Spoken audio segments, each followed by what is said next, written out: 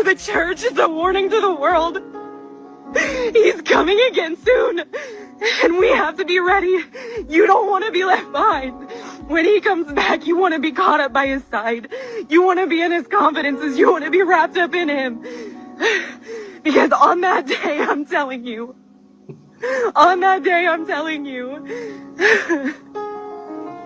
we got to get our focus right. We got to get our priorities straight. Oh, Jesus, help us. Oh, Jesus, help us. I have to go now. You're welcome, Jesus. Yeah, I played the video. It was. I think the message hit home, man. I think you did the trick. Yeah, I think everybody has got the point. Exactly. Thank you so much, Jesus. All right, JC, we'll catch up, man. Hey, what's up, Sophia? How's it going? I'm doing great. Can't complain. I'm blessed. Thank you, Jesus. Jesus. Oh yeah, we got a great show today. So we're going to be talking about biblical slavery, and then we're going to talk about, Joe Rogan's video. I'm going to pull that up. We're going to play some of the last parts of that, and we're just going to criticize it, talk about it from a non-believer's point of view, because we talked about Christian doubt before. We're kind of following up. Now this is in line with what we've been talking about with Wes Huff, because Wes Huff comes out and says that actually slavery, as we understand slavery, is really not in the Bible. It's really not there, and Sure. we're going to kind of do a little pushback on that and present some alternative videos from Joshua Bowen, who is actually a scholar, and he actually debates Christians about slavery. And so that should be really interesting. So we'll do that. What do you think, Sophia? You ready for all Sounds that? good. Yeah, sounds good. Yeah, and then later on, we have Mr. Victor Vargas that says he's going to come through and debate me. Last week we were supposed to do it, but we didn't really have a chance to do it. But so we're going to get that going. And then we've got Mr. Alex. What's up, brother? Hey, how's it going? Hey, doing okay, man. Doing okay. We're just about to get started and discuss all this Old Testament slavery stuff and see how it falls out, man. So feel free to chime in too when we do that. Yeah, because we want to get both sides of the coin, So we're going to start off with Wes Huff. He was the one that was talking about this Old Testament slavery and what it means. So I'm going to go ahead and get that going. So let's check it out. We're going to pick it up from the 3:47 mark. But that is not what is going on in the Bible. And in fact, although there is a distinction made between Hebrew slaves and non-Hebrew slaves, Israelite regulations nonetheless dictate that slaves could go free every 7th year. So we see that in Exodus 21:2, and actually commanded the death penalty for kidnapping and indentured servitude in Exodus 21:16. So whatever is going on, it isn't analogous. It isn't an analogous comparison to modern antebellum slavery kind of stuff. In fact, the term that's translated as slave in the Old Testament is a tricky one. If for no other reason, then the Hebrew word used, which is spelled ayin beit dalet, pronounced ebed, is used in a diverse number of ways throughout the Old Testament. So the word occurs 800 times between Genesis and Malachi, and there is an ongoing debate as to whether to render this as slave, say like the NIV or RSV does, or something more similar to servant or bondservant. Right, so this is kind of pitched as good slavery, It's debt slavery. It's a provision to help people get out of debt, right? And I think a lot of apologists sort of view it that way, right? Is that kind of what you guys have always understood about slavery, or do you guys understand it a little different too? No, I understand it like that. The definition of slavery is that you have ownership of another human being. And that still exists in that scenario, and they're just trying to downplay it and make it a less bad slavery, but it's still slavery. What do you think, Alex? Any thoughts at all on that, Alex? Uh-oh, he dropped out. I think a little technical difficulty. But yeah, so he mentioned that there was two kinds of slavery, but he was mainly emphasizing the good slavery, which is the debt relief type of provision. So anyways, I did want to bring up the debate between Josh Bowen and Trent Horn, where they actually talk about that. Trent Horn is a huge Catholic Christian apologist. And so let's actually check out what he's got to say here. It's pretty interesting. Of what slavery, what was slavery like as described in the Hebrew Bible? So we've come up with a basic definition, which is fairly similar to numerous definitions of slavery from specialists on the topic. We define slavery in this context as a condition in which an individual or rights to their labor is owned by another, either temporarily or permanently. The owner controls and may benefit from the actions and activities of the owned individual. So there are three primary sections in the law collections of the Old Testament that concern slavery. And this is really where a lot of Josh's and my interest is focused. The first is in Exodus 21. Which deals with Hebrew male debt slaves that can only be made to work as a slave for 6 years to completely pay off their debt. The law allows them to convert their status to chattel slave if they are given a slave wife with whom he produces children who belong to the master and his property, and he wishes to remain with them. Then verses 7-11 concern a female slave that is sold by her father to pay on a debt. She is not to be released, as she has been taken as either a concubine or a wife. Given the use of her sexual capacities, she has been devalued, and the law seeks to protect that vulnerable state. Verses 20-21 and then 26-27 describe what would happen to a debt slave that was killed by a beating. The master would be killed. If he did not die from the beating, however, the master was not to be punished. If the master were to knock out the eye or the tooth of a slave, which is regarded as a serious offense in the book of Exodus, the debt slave was to be released and the debt forgiven.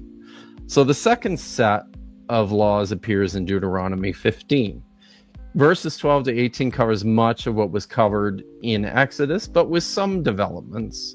In particular, an Israelite debt slave was to be released with sufficient provisions so as not to easily fall back into debt, and the female slaves are to be treated as the male slaves. And then finally, there's another section in Leviticus chapter 25, verses 39-55, where we see slavery rules for both Israelites, and now this is new, Israelites as well as foreigners.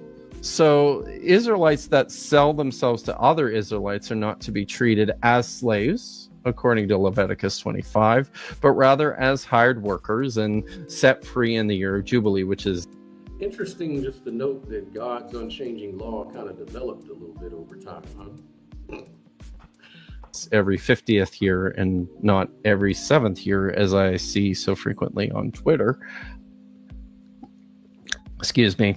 This release was also required if an Israelite sold himself to a foreigner, and a near relative was to do all they could to redeem that Israelite who had sold themselves.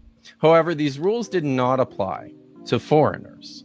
Those from the surrounding nations and from tenant farmers living in their midst could be taken as permanent or chattel slaves.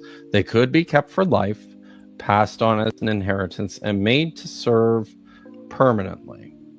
Now, the laws that we see in the Hebrew Bible differ little from what we see in the rest of the ancient Near East. A few examples of the well-known laws of Hammurabi can illustrate some of this. The Laws of Hammurabi 115 states that if a man legally distrains someone from a debtor's household and they die naturally, there is no basis for a claim. However, in 116, if the distrained individual dies from a beating, then the law of retaliation applies. If it was a free son that died, then the free son or the creditor would die. If a slave of a debtor, then the creditor would pay the price of the slave, which was 20 shekels of silver.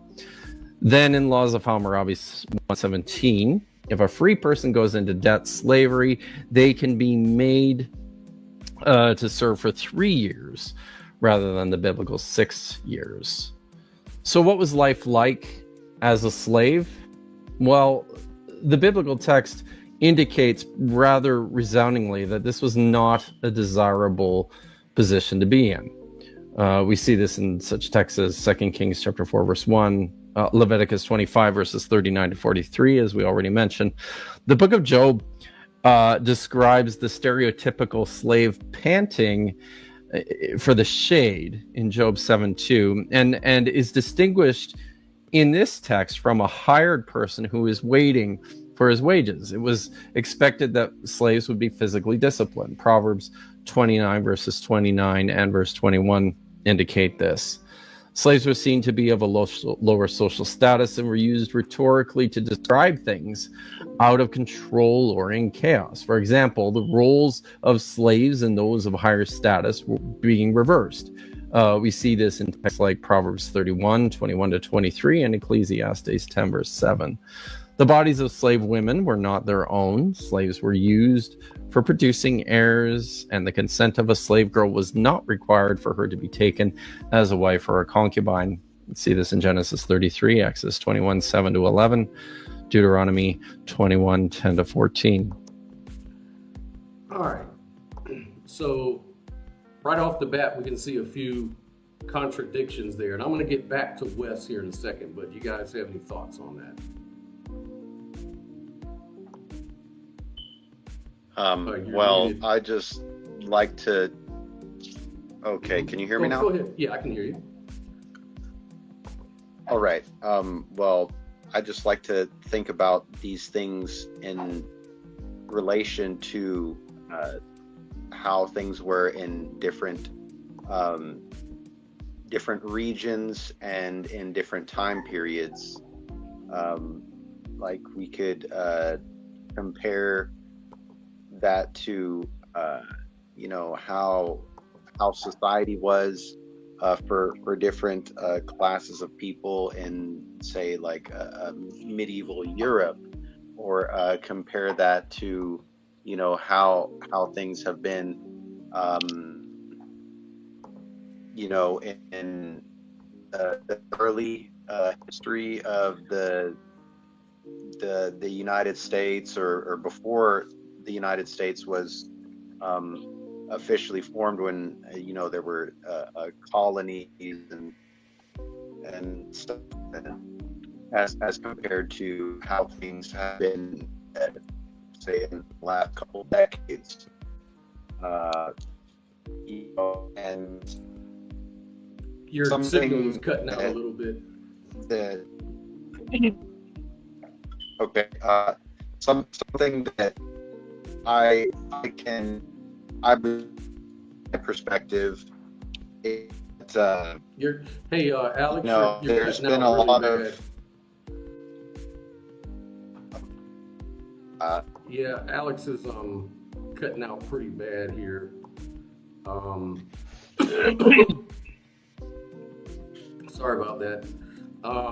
Anyways, did you want to get back to the video, or did you have something you wanted to add to that, Sophia, while he's getting his... Well, we can clearly see that there were privileged people and people who were of lesser status. And that's one of the main things that stood out to me. And let's just keep going. Okay, cool. All right, so let's jump back to where Wes is going to bring this up here. Our minds jump to the most recent iteration of it, being the European North American transatlantic slave trade. But that is not what is going on in the Bible. And in fact, although there is a distinction made between Hebrew slaves and non-Hebrew slaves, Israelite regulations nonetheless dictate that slaves could go free every 7th year. So we see that in Exodus 21:2, and actually commanded the death penalty for kidnapping and indentured servitude in Exodus 21:16. So whatever is going on, Yep. it isn't analogous. Go right ahead. So I wanted to point out, okay, even though it says that they were to go free every 7 years, I wanted to bring up the scripture that says, if a male slave was given a wife by the slave owner and he had children with that wife, the slave owner automatically also owned the wife and the children. Yes. And in order for the husband, to keep his wife and his children, yeah, he could decide to go free, but he wouldn't be allowed to keep his wife and children. So then he's coerced or manipulated into signing a contract that says, oh, I'm going to dedicate my entire life to you in servitude in order to keep my wife and children. Otherwise, if he decides to go free, he loses his wife and children. So that's also something that needs to be considered. Yeah, technically he could go free after 7 years, but if he had a wife and kids, he won't be able to keep his wife and kids unless he commits himself to a lifelong life of slavery. Right. And to keep in mind, right now, we're just talking about the good form of slavery, not the other form, which is foreign slaves. And then we got Ligma FPV, who says foreign slaves were not indentured servants, they were permanent slaves. Very good point. We're going to get to that. And that's one of the main points where when Wes says that, it's nothing like transatlantic slavery, well, we haven't really got to the foreign slavery. Right, that's just one part of it. Exactly. So I'd like to jump back in. I think I have a part here I wanted to actually look at too from the other. We're kind of bouncing back and forth between these two because we're kind of addressing the problem. So let's take a look. Of what slavery, what was slavery like as described in the Hebrew Bible? So we've come up with a basic definition, which is fairly similar to numerous definitions of slavery from specialists on the topic. We define slavery in this context as a condition in which an individual could to redeem that Israelite who had sold himself to foreigners.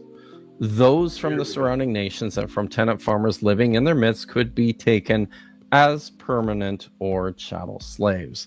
They could be kept for life, passed on as an inheritance, and made to serve permanently. Now, the laws that we see in the Hebrew Bible differ little from what we see in the rest of the ancient Near East. A few examples of the well-known laws of Hammurabi can illustrate some of this. The laws of Hammurabi 1:15 states that if a man legally distrains someone from a debtor's household and they die naturally, there is no basis for a claim. However, in 1:16, if the distrained individual dies from a beating, then the law of retaliation applies. If it was a free son that died, then the free son or the creditor would die. If a slave of a debtor, then the creditor would pay the price of the slave, which was 20 shekels of silver. Then in laws of Hammurabi 1:17, if a free person goes into debt slavery, they can be made to serve for 3 years rather than the biblical 6 years. So what was life like as a slave? Well, So yeah, we went over that. So again, this kind of brings up something Wes was saying that actually from his contemporaries of the time, Hebrews were the more humane of all the systems of slavery. And here he just demonstrated that the Code of Hammurabi could be argued that it was more humane based on those points he just brought up. So we kind of see a discrepancy with what Wes said right there. Let me see. Let me stop sharing this. Any thoughts on that so far about the foreign slavery? Go ahead, Alex. I mean, I pretty much agree with you know, the couple of individuals we got in the chat that yeah, it's important to acknowledge the difference between rules for what was, you know, essentially indentured servitude of Israelites compared to the, you know, more like antebellum slavery of the foreigners. So, you know, comparing one, like a country or region's rules and treatment of slaves is, you know, not, it still doesn't make it, you know, seem good or right to me. It's still slavery, you know. Yeah, slavery is slavery is slavery. But you know, the argument that, you know, a lot of Christian apologists will tell you is that, well, what else were they gonna do? You know, slavery was just the thing back then, you know, like the indentured slavery part, like that was just the best idea they could think of. And so God he didn't really have a lot of power to really stop slavery. And so he allowed it, you know, even though I guess he knew it was bad because he freed the Israelites from Egypt because slavery was bad to do to his people, right? Any other thoughts on that part? Well, it's just interesting to me how this God is so biased and how his people have this privilege, but everybody else doesn't. Like, that kind of sounds like racism. Yeah, it kind of does. Kind of sounds like, you know, one culture is chosen over another, like God's got a chosen people, which I think many would say he did. Many Christians would say that. And Yeah, and I agree with this comment, as if God couldn't function without slavery or create a society that couldn't function without slavery. Well, what kind of freaking God is this then? You know, like, what kind of argument is that even? Yeah, definitely not an all-powerful God, or all-powerful, but just an asshole that doesn't really care. Asshole. Well, you know, apparently people can't stop murdering each other either, and that's against God's law, but God still makes a law against it. So why is slavery part of that? You know, that's kind of very good point. Yeah, I agree. But then again, you can't eat shellfish or wear wool clothing or have tattoos. Those things are obviously more important than slavery. Right. You just couldn't do shit about that, though. Yeah. And, you know, something else I was thinking, I didn't really, you know, fully realize everything. And I wish I'd have brought some information up about this in case it did come up. But a lot of apologists will say, well, antebellum South slavery was much more inhumane than Old Testament Hebrew slavery because they used to kill their slaves and dismember the slave and stuff like that. Well, I come to find out that even in the antebellum South, those things were against the law. It's just that people broke the law. So a lot of apologists are trying to compare those who broke the law in antebellum South with the laws of the Hebrew Bible, which is a little bit an equivalency or, you know, fallacy rather. Well, so I thought that was pretty weird, you know. Yeah, I can kind of see that point, but I mean, to some extent, the law is only as good as the enforcement of the law. So we've got Jim Bones Peach that says people are still slaves to this day, so quit whining about it. Good Lord, you can't say, oh, some slavery is fine, but this slavery. Well, who's saying that any slavery is fine is my question. Like, if there is slavery today, it's wrong in my value judgment. Exactly. So That's the whole point. You can't minimize it. You can't minimize slavery into something that is not as it's not as bad. It's not as bad as this type of slavery. Slavery is slavery.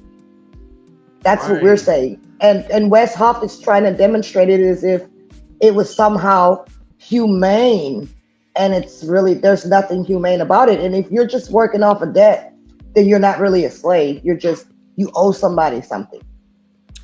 I mean, that's not exactly. Yeah, I get you. I was just saying that's not exactly all the Bible was talking about, though. Like, he making it seem like that's the only thing that existed. No, we had straight up slavery in the Bible, and it's condoned, and we're saying it's wrong.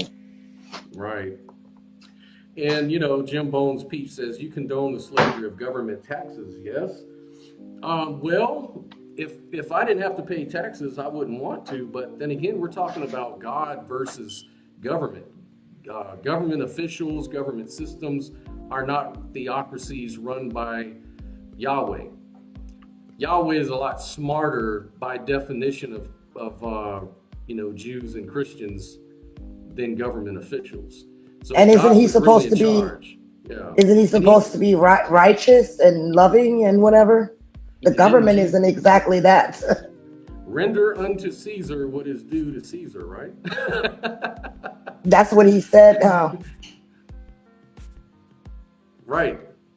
And I was just thinking about something here in Escambia County, and I think definitely in Alabama, the prison system, what they're doing is there's a big controversy about prisoners being used as labor for free. Like, they're taking them out of their jail, putting them on the road to do work, putting them in stores to do work, helping, government, state offices maintain and stuff like that. And that's argued as a form of slavery. So yeah, it's wrong. A lot of people see it as wrong. Other people say, well, hey, they're just prisoners, so yeah, let's use them for slaves. I don't really agree with that. I think that, every human deserves dignity and rights. And this just gets back to slavery in the Bible. It was wrong then too, just as it's wrong now. That's right. So, yeah, man. So the other part of this thing is, we didn't want to beat slavery to death. I mean, we could have gone on and on and on, but we're kind of packed. We also wanted to do, there's a Joe Rogan effect going on because Wes was also on the Joe Rogan show, right? And so we kind of wanted to play a little bit of that and sort of talk about that. So I was going to play a little bit of the some of the last parts of that to do a little critique or reaction on that and get everybody's feedback. So I'm going to go ahead and present that video. In case you didn't know, Wes Huff was on the Joe Rogan show, I think earlier this week. Was it this week or last week? Yeah, it was this week. It was this week. I believe they did record it like right before the New Year, like right on New Year's Eve or something like that, but it was just released. No shit, Alex. Yeah, we it aired a few days ago. Yeah. See, I'm so old, man. I can't remember shit, man. I'm like, all the days. Love you. But anyways, I'm gonna go ahead and start playing the video and see what we can come up with here. He's right up front about this. He's like, hey, I'm not an eyewitness. Don't confuse me with an eyewitness. But he actually uses conventional writing. What's the term I'm looking for? He uses writing conventions of the day that would fit within regular biography that was written within the Roman world. So you have a guy named Quintilian who is basically, I mentioned him before with the, he's teaching people how to write. And he says that if you're going to write biography, you need to be interviewing eyewitnesses and you can't be too far away from the event to be able to write these things. And Quintilian, Lucian, and Josephus, who are all these very prominent ancient biographers and writers of history, have a lot of crossover in the way they describe how you should write history with the words that Luke uses at the beginning of his gospel, where he says, I'm interviewing eyewitnesses and I'm writing up an orderly account. And so... But wasn't the earliest book was Mark, and that was in 70 AD? That was like, 35, so, between 70 and 80 years later, right? From the time that Jesus actually died. So, that's pretty much after the fact. So, I don't know. So he's saying, I'm going to use these methods that are expected as good history of my day. I'm not an eyewitness, so I'm going to try to find the people who are eyewitnesses, and I'm going to try to encapsulate this within a document that communicates what is being written.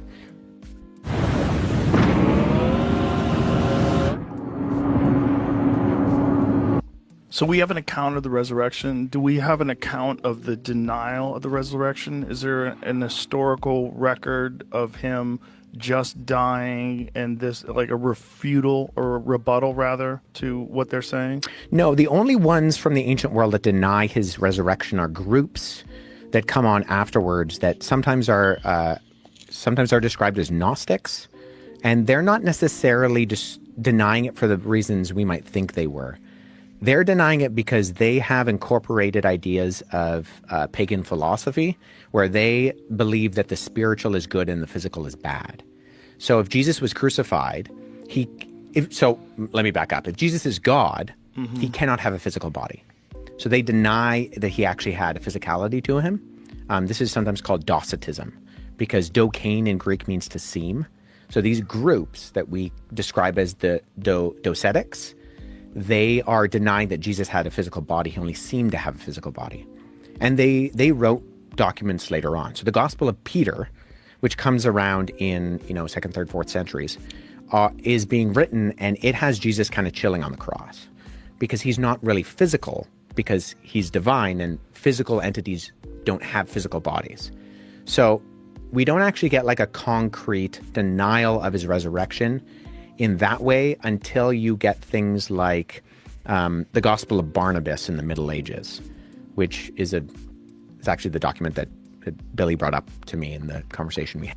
Oh, Billy boy, he's coming back up.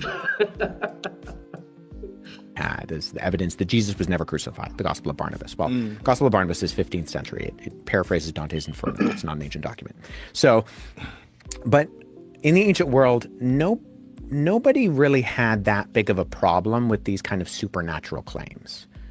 The more of the kind of skepticism. This is really interesting, and I think this sort of refutes the point that he's going to try to make, right? I already know where this is going. Yeah. Was why you would worship a crucified individual to begin with. Wow. So they were less surprised that he was resurrected. Or that you would worship a crucified like teacher was just seen as silly. Because it's so humiliating to be crucified. Yeah. And that like a god would let himself go through this. Right. Like what are you talking about? In fact, the ancient world didn't really have a problem with supernatural events. There is an ancient writer who mocks Christianity, and he particularly mocks Christianity in saying that, of course, Jesus did miracles because Jesus had a childhood in Egypt. And he goes, all of those Egyptians are magicians anyways. So he just learned the magic when he was a child. So he actually confirms, incidentally, two things, that the narrative... He confirms? Do you think that's the right word for that, though? I don't think he's confirming anything. I don't know.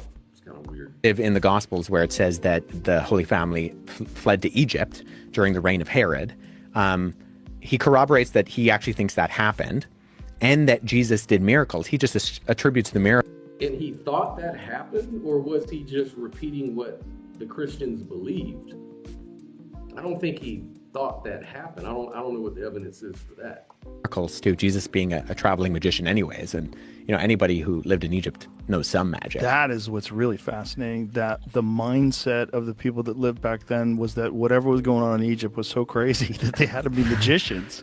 Yeah, but everybody believed in supernatural events. Like there's no such thing as like a secular work in the ancient world. Even Plutarch, who's one of the most famous biographers in the ancient world, he wrote 90 biographies, of which 60 still survive today. He was a priest of Apollo. So if Christians believe, or if Wes believes Jesus was resurrected off the strength of the fact that people believed in all kinds of superstition, then does that mean he believes in the magicians of Egypt too?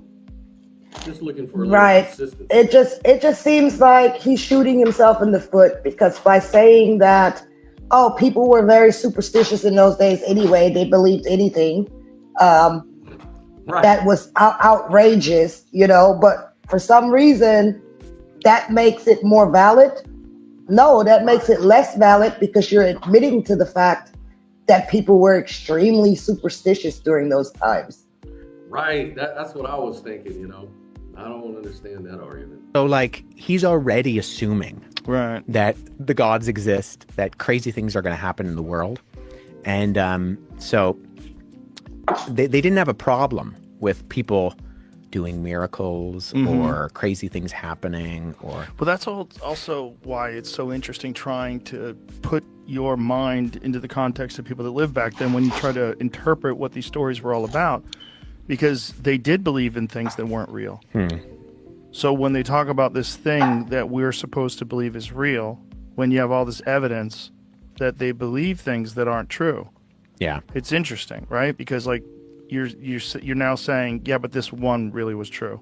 Right. Well, there's so Right. many different things that they thought of and believed that weren't true. Yeah. Boom. That's Yeah. a good point. That's the point Yeah. he's making. Oh my goodness. So yeah, That's I just don't see that working. That doesn't work for me anyways, like that kind of argumentation. You know, And then we the can ones talk- yeah, the ones yeah. that believed in those things also would attribute it, like he said, to Egyptian magic, and then that's why when they saw Jesus do miracles according to the Bible, a lot of them were saying, "Oh my God, like how is he doing this? He must be doing this by the power of the devil." You know, that's what they. It still seemed like if you could do any of those things, that even if people believed it, they didn't attribute it to no God. They attribute it to like something bad. Right, and not only that, but remember, the Gospels are not eyewitness accounts. These are just stories that were passed on verbally, and then they finally decided to write this stuff down, 70 years later or whatever, 50 years later at the least. And and then Paul, Paul's maybe one of the earliest writers. And he says, I'm an eyewitness because I had a vision. I saw Jesus, as a spiritual thing. And that counts as an eyewitness. And that's kind of debatable because, that's like saying, the folks down the street from me that go to that Pentecostal church, they see Jesus every day in the church physically. They see him appear. Are they also eyewitnesses of Jesus? Would you consider that? I don't think so. And I don't think none of that stuff stands up to, the credibility of history. Like, that's not how we do history. Right. Now, That's hearsay. Yeah, it's hearsay. It's all hearsay, and it's 2,000 years ago, by the way. And we don't have any of the names of these so-called eyewitnesses. Paul talks about, 500 witnesses. It's funny because Wes kept saying 400. And I'm wondering why the hell would he say 400 when obviously, it was 500. It's right there in the Bible, and he's supposed to be a Bible scholar, and he doesn't really. Right. And at first I thought he just misspoke. But then when Joe Rogan said it again, he was like, yeah. He confirmed that it was 400. And I'm like, hold up. So he didn't just misspeak. Exactly. Yeah, it's really weird, and there's just so much that to talk about that. We kind of went over all that last week. About the dating and this stuff was not eyewitness accounts. But I just wanted to kind of revisit this stuff now. Student composer says the point is that no one denied Jesus did miracles. They are affirming that he existed and did supernatural things. I'm not sure who you're referring to. I think believers, after he died, were walking around saying he existed. But what proof? And you know, I will just grant that Jesus existed. Most historians grant that he probably existed, right? But did he really resurrect? That's the point. That's the question here. Did Jesus And did he resurrect? What's the evidence of that? and did he really do miracles just because they had no problem believing such things in those days? Hmm. Right. I'm just not sure. Um, I'm looking for Victor Vargas. He was going to come in and debate me at this point, and he didn't show up again. Man, what's wrong with you? Let me see if he's going to come on in or not, man. I wanted to. You We should were going call to him. You actually. should call him up. Yeah. Yeah, I'm going to call him out again because he was supposed to do the same thing last week. No, call him up. He's not even online right now. He Oh had. well. Oh well. We've been talking about how people, and a few thousand years ago, roundabouts, um, held all of these superstitious beliefs, and whenever people would make these extraordinary claims, instead of responding with such skepticism and disbelief, they would just grant and say, "Oh yeah, that was probably true. Tell me more about it." But that, of course, that doesn't mean that it necessarily was true. But we can also look at other instances in the Bible, where people were said to have wielded some kind of supernatural powers. Like, I believe Scott previously had, and in another show, had talked about Elijah, Mhm. basically Calling down wielding the some fire. kind of divine power to do different things, like freaking call some bears to come maul some children for mocking him for being bald or whatever. Something about making a freaking an axe head float in the water. And then there was all the events that supposedly happened between Moses and the Pharaoh, or the Pharaoh's, like, what do you call it, a sorcerer that they had some kind of a magic duel, where With the one person was staffs like, turning "Oh, into look at snake. this, yeah, The yeah, staffs look at were this, turning look at into this magic snakes. trick I can do," and there were several points where uh, uh, the Egyptian sorcerer, whatever, was able to replicate the feat that Moses was able to do. And there's like, "Oh, I'm not impressed by that. I could do the same thing," you know. But then it just got more like crazy as the events went on, and eventually they were like, "Oh, we can't match these same supernatural feats that Moses is doing." Like, oh, geez, Ah, so so Victor said he's coming on through. Good. Sounds like So a comic book, kind of.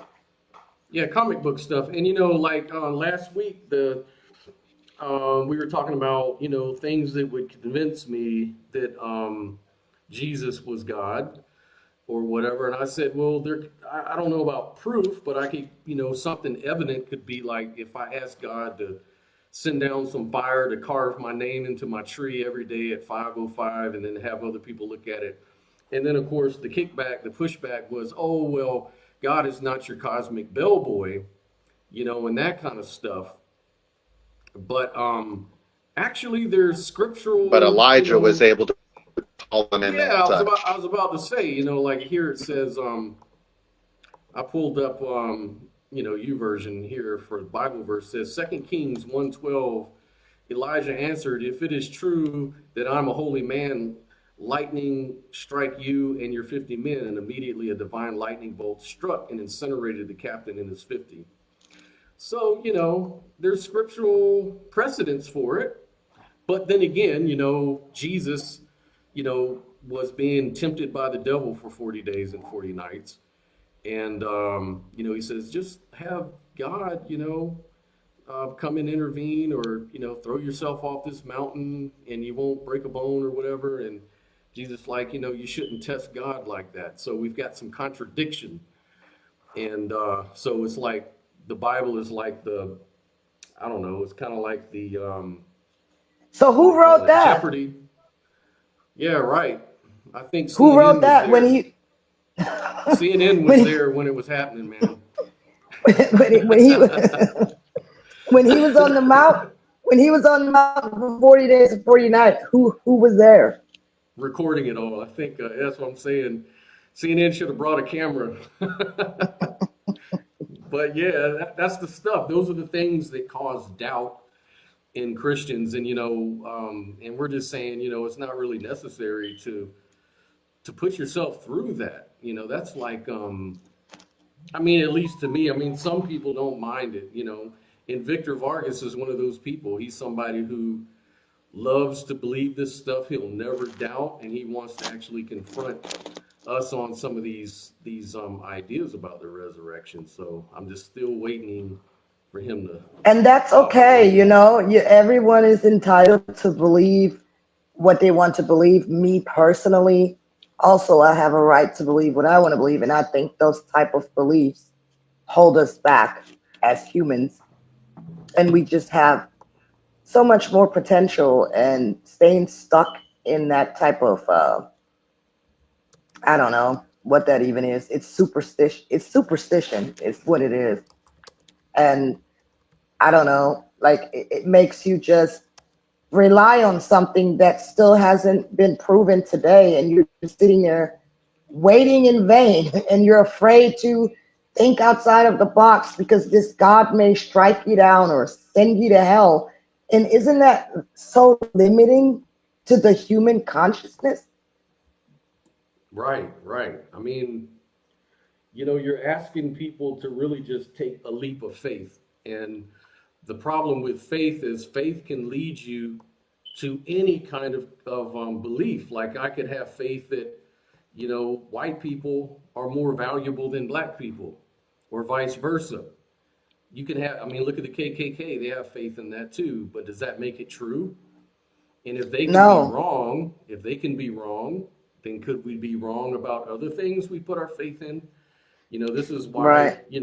Evidence, having a reason for your beliefs, these things count. And I think they're important. I think that it's healthy to be a little skeptical about claims like that. Yes. But, and Yeah. here we go. We have a comment. OG, make fire good. God is very real. I have peace with him through Jesus. Okay. That's fine. As an idealist, I would say what you call God is real too. Hey, I was speaking to a Muslim 2 weeks ago, and he said, look, man, Allah is real. I have peace through him. I have peace through the Quran and the writings of Muhammad.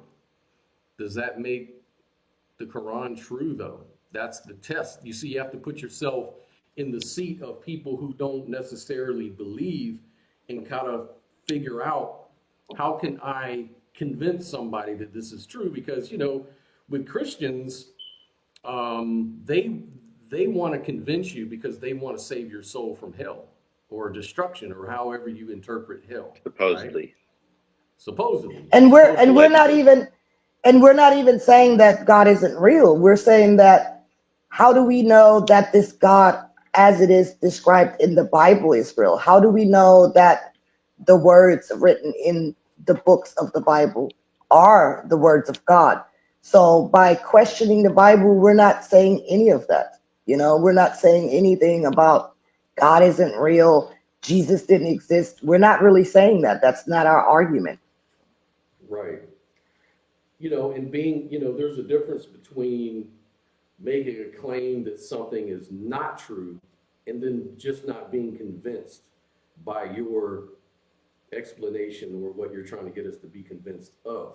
Like if somebody said, Exactly. look, Jesus actually literally came to life after 3 days, walked around with holes in his feet, physically, without limp, did all of this, and we want you to believe that because your salvation depends on you believing that a Jew died on a stick and flew away to the clouds. That's the claim. And my position is, okay, fine. Well, you need to convince me that all of that is true, or give me some sort of evidence, something to go on, not just you claimed it, I'm supposed to believe in you. What can you actually bring to the table? Since you brought that up, I always wondered that, like they say he died on the cross and then he came back after 3 days and he was physically real and he still had holes in his hands, holes in his feet. Now we know those wounds had to be very significant for him to die. And Wes Huff says, oh, well, there's pretty much no possibility that he survived that because we know a lot about Roman crucifixion. And especially with the spear in his side, like he was done. There's no way he could have survived that. But so if he came back physically and he still had those wounds, why was he not asking to be brought to a hospital after that? Because it doesn't say his wounds were healed. It says he still had the same holes in his feet, the same holes in his hand, and he was walking around like he was perfectly normal. That doesn't make sense. And then he ascended up into heaven. So was that him physically with the holes in his hands and just shot into space like a rocket or what? Like explain it to me for anybody who's watching. How do you? Right, I would love to hear the answer to that, and maybe it has to do with the way he was able to walk through the walls in the upper room.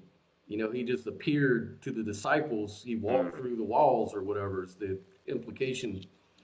So there's kind of like a discrepancy. Was it a physical resurrection, or was it a spiritual, or was it just a vision people had, like how you have grief syndrome or whatever, you see your dead it's very common. People see and people they loved, in visions and shit. And the whole thing with the freaking 500 people, that could have been a mass meditation event. And they do mass meditations in the Middle East and, Far East or whatever, like Asia. And I don't even know if that's right, but don't quote me. But but anyway. The devil's down here saying, well, they get stumped and don't understand. Right. So because we don't understand, we should believe? I'm not sure what the point is there. And Lucifer isn't actually the devil.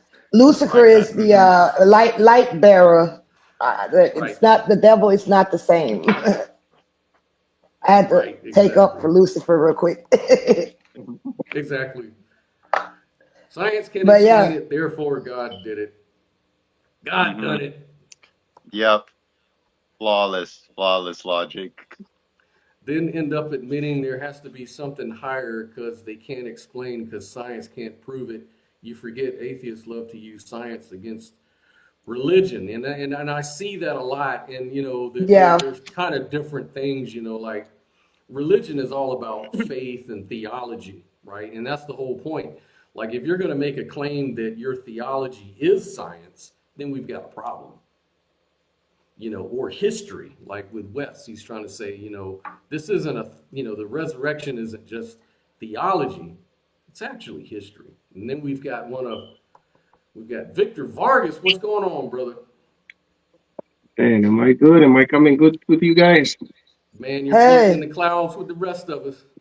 Man, I'm sorry, I just got up, man. I've been working 12 hours. Plane. So how you guys Yeah, doing, man? So what's the discussion? get Let's see into it, what's man. We up. want to get your perspective, man, because we're talking about, is the resurrection of Jesus actually history, or is it just theology, What right? do you So mean what do by you think? theology?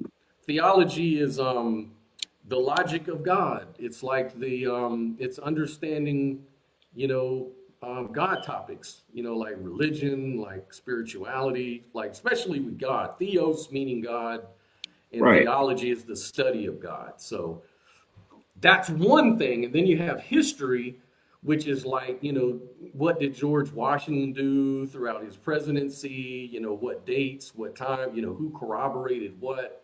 That's sort of entailed in history. And so we're trying to find out, of course, we have the position that, and you know this, Victor, we've debated this topic so many times in the past. My viewpoint hasn't really changed so far. I kind of see the resurrection of Jesus as a belief, something based on faith, not on history or science or anything like that, because science tells us that when you're dead, especially after 2, 3 days or whatever, you start decomposing. You're not coming back to life, buddy, unless we have the technology to do it. Six Exactly. $6 million man type stuff. But Exactly. You heard what you said. Now remember what you said. After you die, you're not supposed to come back. So right. here's the question. Here's the question. Okay. I remember um, when I saw that debate with Bart Ehrman, he approves everything historical about Jesus. So Jesus existed. There's no doubt about it. So he approves everything. The only reason he doesn't approve everything is because of the denial of David Hume on miracles. We know that David Hume doesn't give you the right miracle definition. Okay. Go But ahead and putting this explain that. aside, I want to ask you, if we're in a court of room, if we're in court, let's put it in court, and somebody killed, let us imagine we're all brothers here, blood brothers, and we have in court the murder of Jesus Christ. Now, is there any doubt that he was murdered? No, they're not.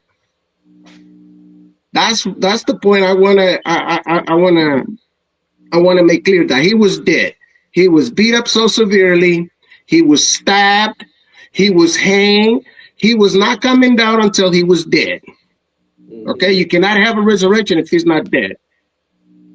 Right. Now, my question to you guys is this: nobody believed Jesus Christ was who he was claiming to be. Nobody, not his disciples, not anybody. Okay, I'll grant you that. And I already did my research on mass hallucination. There's none.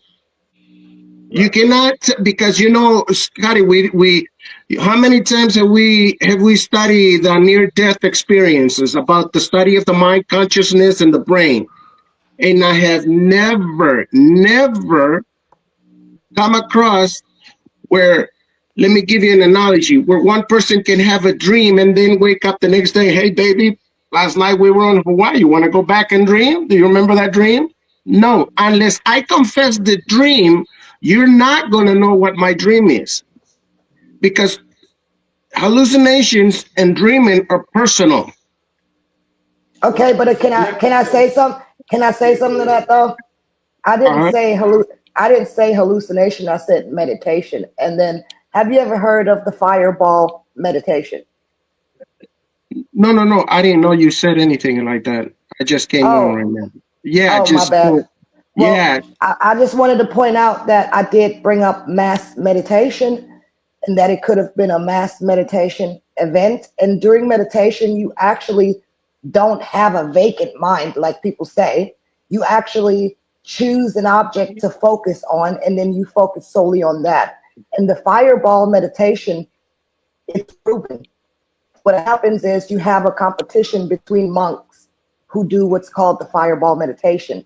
So what they do, they go within and they focus mentally on a fireball that is within them, and they raise that fireball up inside themselves, and they heat it. It causes their body temperature to go up, and their body gets hotter.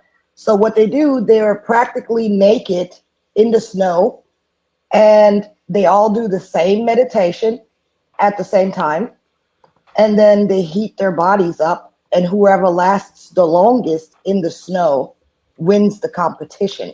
So Yeah. mass meditation is proven. It has a literal, this fireball meditation has a literal physical effect on the body in reality. I've seen. Have you ever? I've seen also the guy who could go underwater and the temperature not affect him because he trained his mind on that. Have you seen that? I've seen that. I don't deny that. I mean, I believe we can do so much with the mind. But here's what I do deny: that if I have a dream and if I don't tell you, no matter how much you meditate, you'll never know what I dream unless I tell you.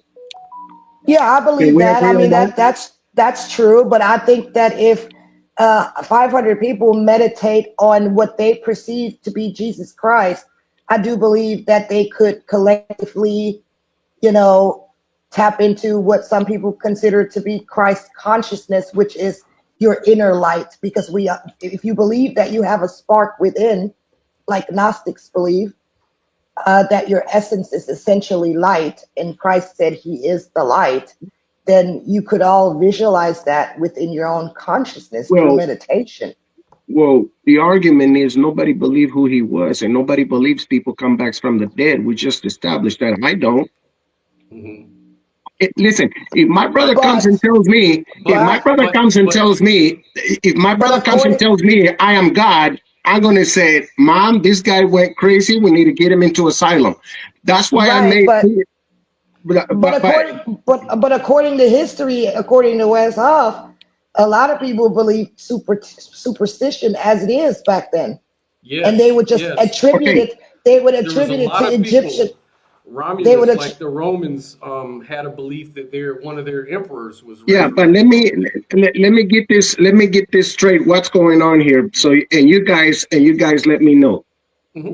Nobody believed who he was claiming to be. Nobody believed that people die and come back. Nobody. Yes, it is true. Michael, Greg Keener wrote a two-volume book on miracles. That miracles were normal to see in the times of the Roman Empire. I haven't read it because I've been so busy. That's why I don't like to bring it much. But yes, I agree with you, ma'am, that superstition, yes, it is, but also miracles were seen. Now, here's the kicker, though. Watch this. Nobody stayed with Jesus because they say, whoa, our Messiah is dead, right? Nobody was believing in a dying Messiah. Second, he's claiming to be God. Now, watch this. He's dead. Where the brave ones here were the women. The women say, hey, man, he's back. They go to the grave and he's back. Did they believe it? No. Thomas, in the book of John, chapter 20, he says, I am not going to believe unless I see him with my own eyes, and I put my fingers in his holes, right? Jesus appears to them, not just one, them in groups. Jesus appears to them. Okay, but I agree. Just wait, but here's my question, though. Just let me establish this. He puts his hands in there. He touched them. And then he says, my Lord and my God. And he says, you believe because you see. Many have not seen and yet believe. But what does that mean? He said, you saw all the miracles, you saw all the facts, and you didn't even believe. You see? Until you see me with your... But here's my thing, though. How do you explain that he spent 40 nights and 40 days with his disciples? His disciples clearly say in the book, 1 John, he goes like this, not what we have seen, what we have touched, what we have ate with, what we sat down with, we testify to you. It wasn't an illusion. So that's one question. How do you explain the change of mind of the disciples when they knew? The explanation can be that it was written way after the fact, and that people come up with cognitive management. They figure out ways where they can hold on to certain claims and beliefs even though they don't believe them. But that doesn't make sense though, because listen. You're right. It doesn't make sense. But let me say this, Victor. Check this out. When I was a Jehovah's Witness, one thing about Jehovah's Witnesses, they all died for their faith. A lot of them, even in the Nazi concentration camps, every Jehovah's Witness in Germany was willing to die for their beliefs. But these weren't just beliefs. This is things they witnessed. They witnessed prophecies not come true. They said, look, if we're God's organization, in 1935, the world will come to an end. 1935 came and went. Okay. Some people, wait. Some people left, but most people said, you know what? This is a test of God. We don't understand why, but you know what? I'll gladly go to the gas chamber for it and die. So we have an example. We have an example there. So now, I'm going to ask everybody here. This simple question. Okay. Would you die thinking what you know is true? Or look at the testimony of the witnesses? Or would you die something that you know you touched, you saw, and you witnessed with your own eyes? See, here's the thing. I've seen people die for less. I mean, that's not a good argument. Well, I'm sorry. Yes, it is a good argument because, listen, if we're going to believe a lie and die for a lie, I'm not going to do it. I don't know how smart you guys are. I know Scotty's great. Victor. No, just answer me this question. That means you don't have enough faith. No, but just let me establish my question. Would you guys die for a lie? Who would die here for a lie? Not me. Scotty? Because we're all smart. Exactly. And we're smarter than the guys in the past? Why are you assuming? All that means, Victor, is that you don't have enough faith. That's right. Yes, that's right. I don't have enough faith to die for a lie. No, I don't. You are so right, man. If I'm going to die, I want to see it. I want to see it perform. Look, Jesus, I got to stick my fingers up them holes. Not that. I don't want that to come out wrong. But didn't your Jesus say that or God said that it's the unbelieving ones that ask for all these signs and stuff? Shouldn't you just No. It's a two different thing. When people say, when they were testing Jesus, they were looking at the signs and they were still testing him. There's a difference. But when God comes to you, wants to prove himself, throughout all history of the Bible, we see that he gave evidence of who he was. Okay? God doesn't just come up and pop and tell you, believe in me and just believe. No, God always proves himself, like right now. But Jesus dies. Victor, let me ask you this though. Is it true that people died for lies in the past? I just gave you one example. Knowingly? There's more. Knowingly, yes. No, they don't. Look at the James Jones. Look at the James Jones. People can be delusional. That's true, but I mean, no, they don't. I have never. Scotty. Remember the Kool-Aid Man, the Jim Jones situation, where 700 people died? Yep. Okay. What happened when they started reading the Bible inside that camp in Ghana? What happened when they were he didn't just, some people were drinking Kool-Aid, but some of them were saying, I don't think I want to die for this crap anymore. Because listen, nobody's willing to die for a lie. Listen, today, wait. Here, let me make a point though. Here's the thing. Because they saw this is called cognitive management. This is how it works. So I think you're taking die for a lie very super literal in a way that I'm not really trying to make it that literal. If someone says this is a lie, I know for a fact it's a lie. Most people will not do that. I agree. Most people will not do that. But what we're really trying to say is things that, predictions, like say, for example, let's take the gospel. Jesus, the Jews were expecting a Messiah. What was the Messiah going to do? The Messiah was going to establish Jerusalem, overthrow the enemies, and rule the world. Jerusalem was going to rule the world as God's kingdom and overthrow their enemies. This is what Jesus was calling himself, a Messiah. A Messiah is like Alexander the Great, any of these conquerors, right? So when Jesus died on the cross, and we had just went over some videos about that, a lot of people just laughed because they're like, who would worship a God that gets killed? And many Christians lost faith. Peter denied him 3 times. You know, we've got all of these sort of stories. But what did they do? They simply reinterpreted the event. I'm not saying this is exactly what happened, but I'm saying this is the explanation I can give you, a counter explanation you're asking for. They simply reinterpreted it to say, actually, Jesus did not die. Jesus' body died on the cross, but actually Jesus ascended to heaven. And yes, his kingdom is not here on earth. His kingdom is actually now in heaven. And he's going to rule the earth in heaven, and we will be the kings and stuff. And so we have a group called the Gnostics, you know, people that looked at this whole thing as a Scotty, spiritual way. we're going back to the same question, whether they saw Jesus or not.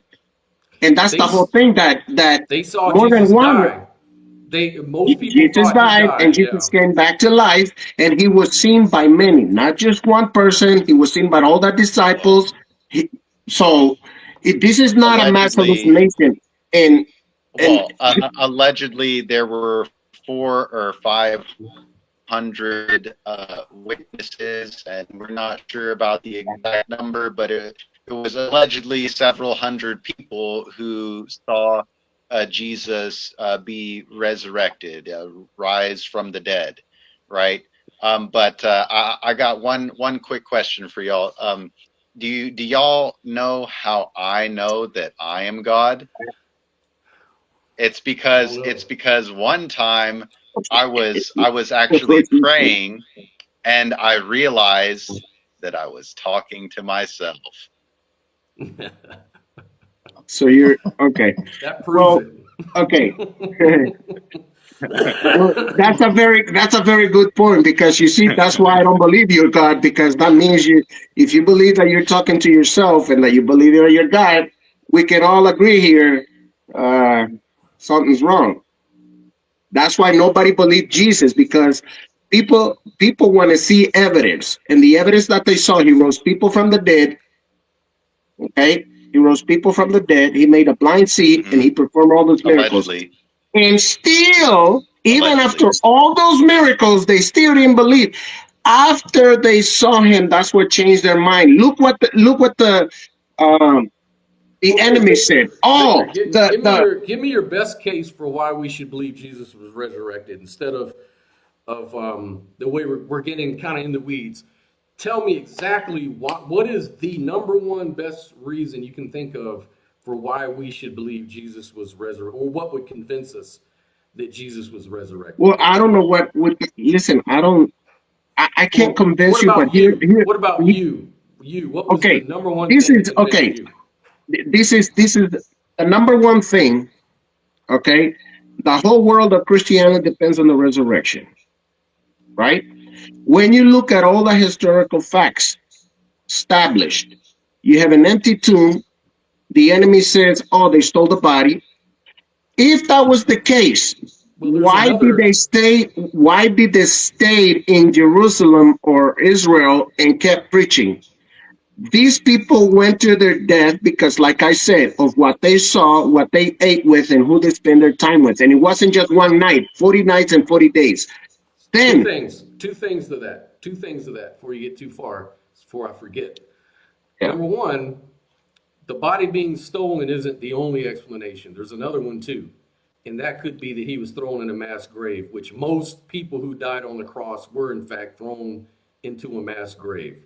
So that's the first one. That's the first counter to that. Yeah, but that's an assertion, because Joseph of Arimathea went and requested Pontius Pilate if he could bury it. So they make sure where the body, the location of the body was known. In the Bible, allegedly. Well, the Bible is a historical. I'm using the Bible now. Remember, I said from the beginning, I'm using. I'm gonna say this. I'm using the Bible as a historical book. I'm not using it as a myth or anything like that. Right, but that's good for you. But what about us who sit back and don't know? Well, are you denying history? But the Bible isn't necessarily history. You have to convince us. What do you mean necessarily? That's the point. We're trying to get you to tell us. Well, now we're going to a different thing, but here's what I'm going to tell you. No, keep on going. Don't let me sidetrack you. I just wanted to bring that up before we go. Okay, so here's my question. Or let me ask you this before you go on. Is it, let's just to put closure on that first thing, is it possible that Jesus was thrown into a mass grave? Is that possible? No, That's not possible. Why? no. Because Why? because the historical record said that he would, the Which location record? of the tomb was known. Where is that record found? What do you mean where? I think isn't it in in the Bible, right? It's in the New the New Testament, Testament. in the It's in the New Gospel, yeah. Testament, right? So Yeah. you're using the Bible to prove the Bible. That's circular. No, I'm using the Bible is all the 66 books. I'm using the Gospels like the New Testament as historical records. Well, let me ask you, if we wanted to know about Jesus Christ, where would we go? To the Mormons, to the Jehovah's Witnesses, to the Muslims, or to the oldest documents? We go to contemporary sources. Wait. So that means what that means. Hold on, just so you know what I mean. So what that means is you have the Bible that makes a claim, and then you compare it to contemporary extra sources. Those are like historians, other people that can confirm that happened. So what we're looking for is what extra contemporary sources do you have to say that Jesus was put in a tomb? No, Scotty, that's called begging the question, because no, that's not begging the question. Yeah, just let me explain. I'm not assuming anything. Yeah, but the first question. Hold on. But what is the first hand? Wait. Just so our audience knows, begging the question fallacy is to assume the conclusion from the beginning of your argument. That's not what we're doing here. I'm not assuming Jesus didn't die on the cross or was resurrected. I'm not assuming. No. What I'm saying, you're begging the question, is because when I present, if I was to be on in a court of law, my first-hand evidence would be the historical records, how far back I can go, and how far I can back, or the 4 Gospels and the epistles of Paul. Those are the historical records. I know we say the Bible, and then we. Right. So I know we say the Bible, but did Paul see Jesus get resurrected? No, he wasn't there. Okay, then that's not a contemporary source to back it up. And how do you defend the fact that an enemy of Christianity was trying to get rid of the Christian because he thought he was doing Jehovah God a favor? So how do you explain his transformation or his conversion? That's a whole other story. That's what he had a vision. That's part of it. That's why I believed it, because you have an enemy. Listen, if we're in a court of law, let's say you and I and the prophet. With one. I take that back. I can come up with a really good one. Go ahead. He saw the Christians were having a good thing going. He saw the Christians had a good thing going. But they were so good that everybody was getting their head chopped off. Yeah, let me go get my.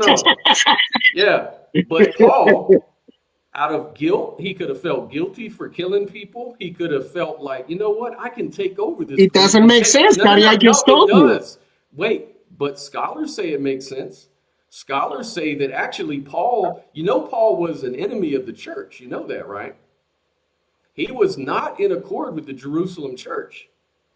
Paul was actually a self-appointed apostle because he says he had a vision. And, the brother of Jesus and the folks in Jerusalem were saying, who is he?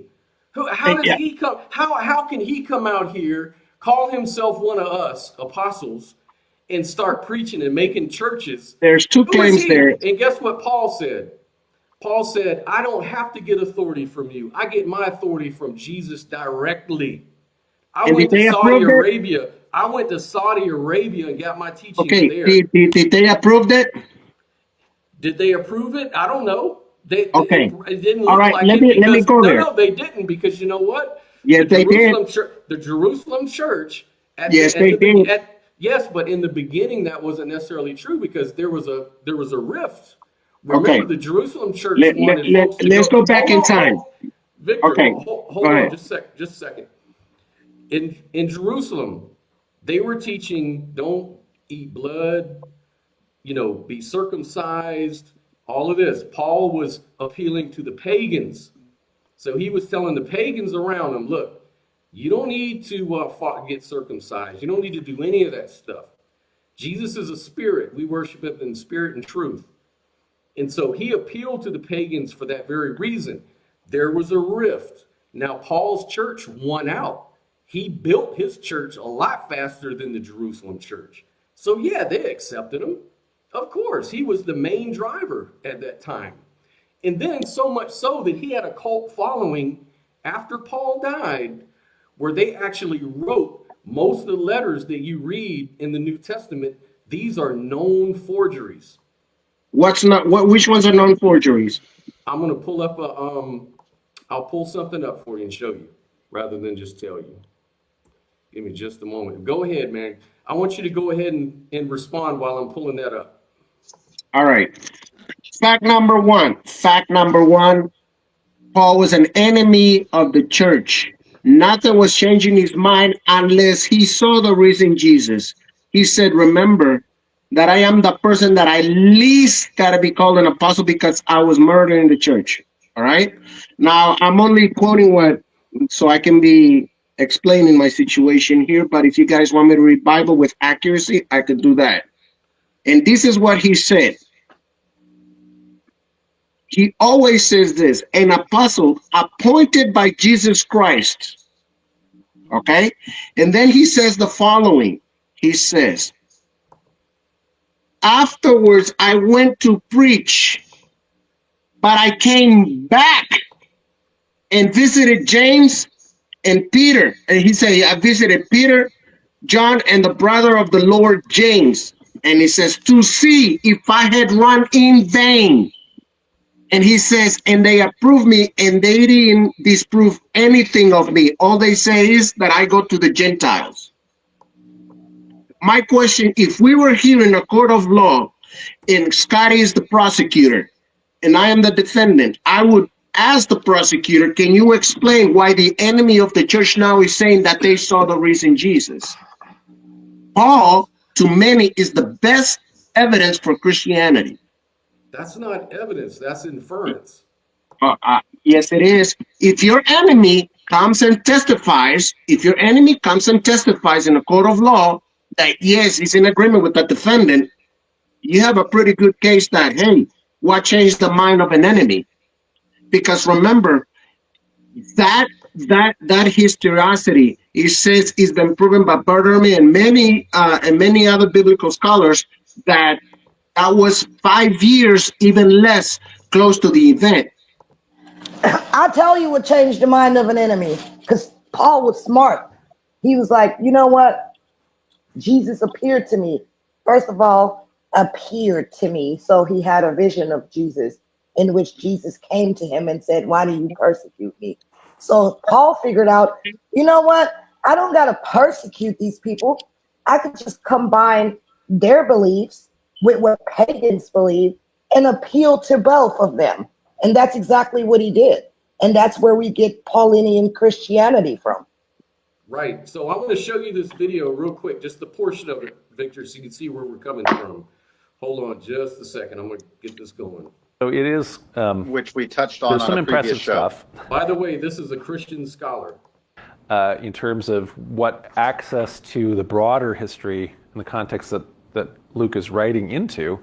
However, I just say that I remain skeptical of the author's narrative of Paul, just because of some of the contradictions that are there. And so therefore, when I'm reconstructing this history of Paul, I rely way more on Paul's own writings than some New Testament reconstructions will do.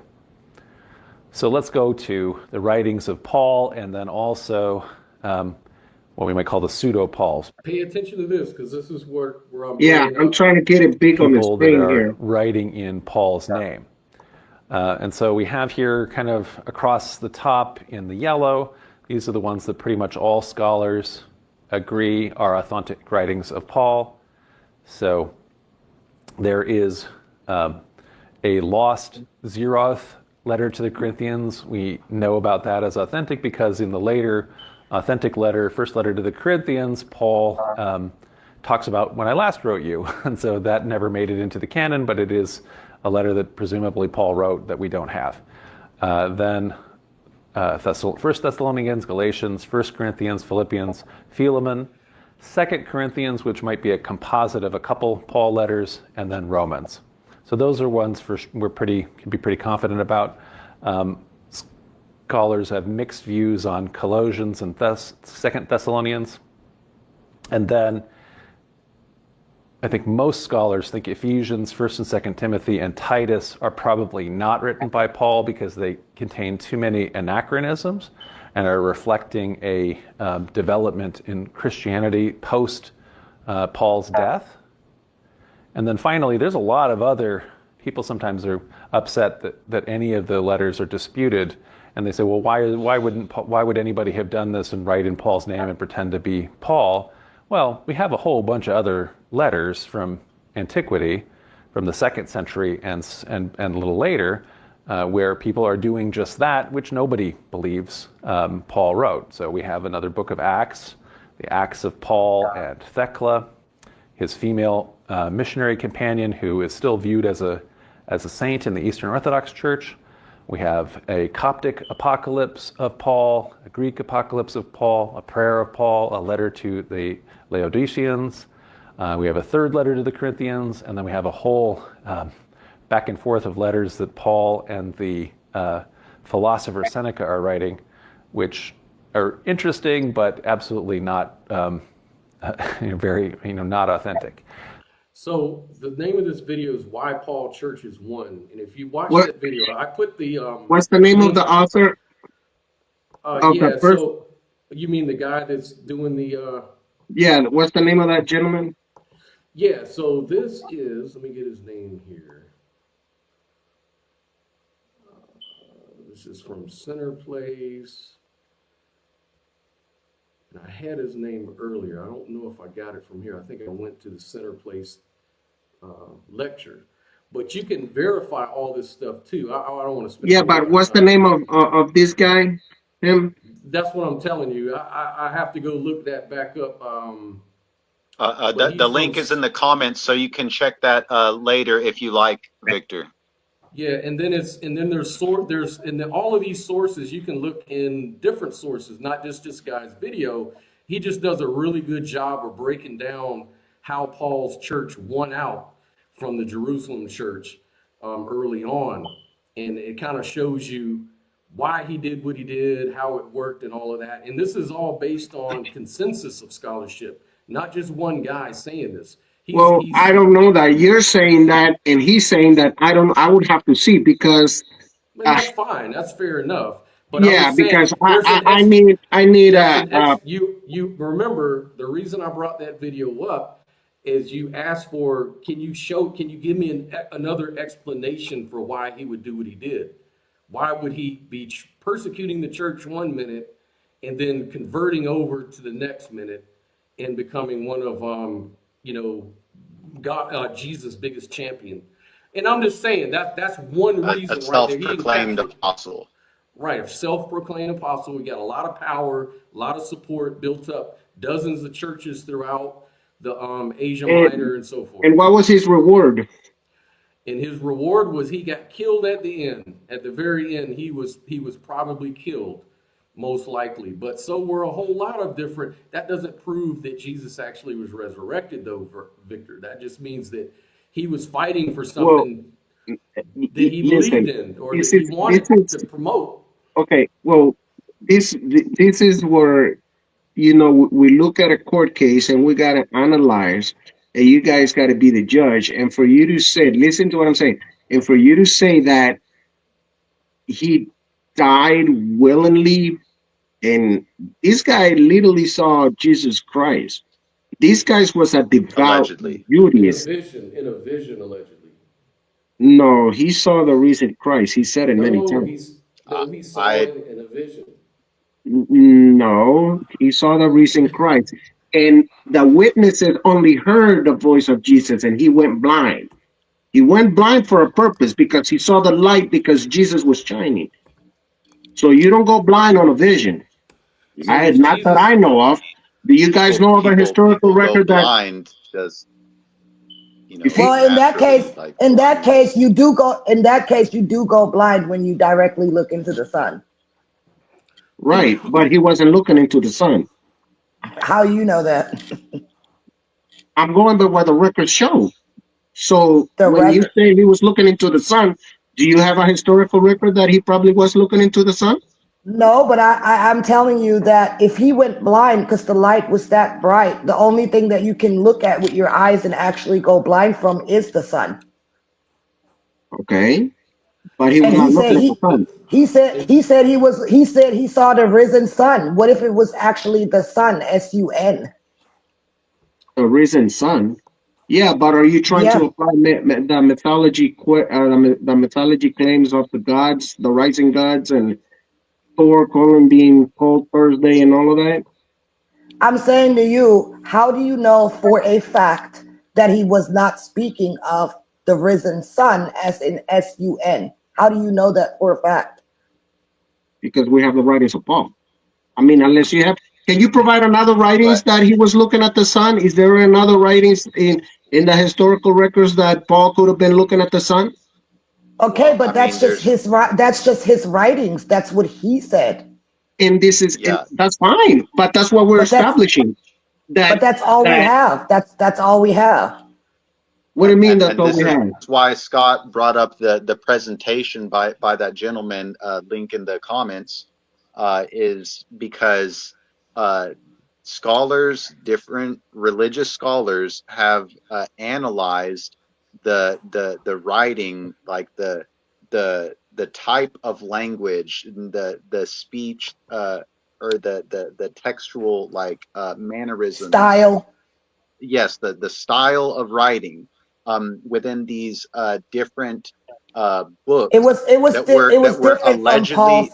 yes, that were allegedly written by Paul.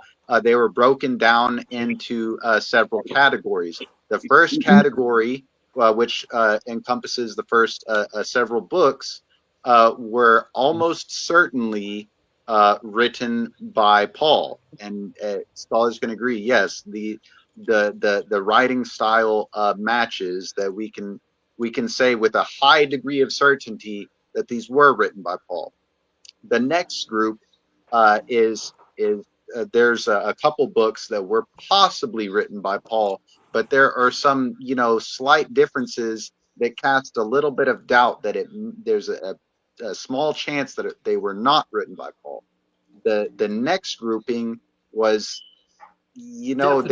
there is a Well, but very you guys made distinct some claims there's that I a want to know. very I distinct get that, but probability wait, that these were But not written but by here's what Paul, we're and discussing that though. If last you're that gonna, last grouping were actually included into the Bible, even though, based on the wording, that it didn't match the original books, that the scholars can say with a high degree of certainty that they're written by Paul, so they put that grouping in.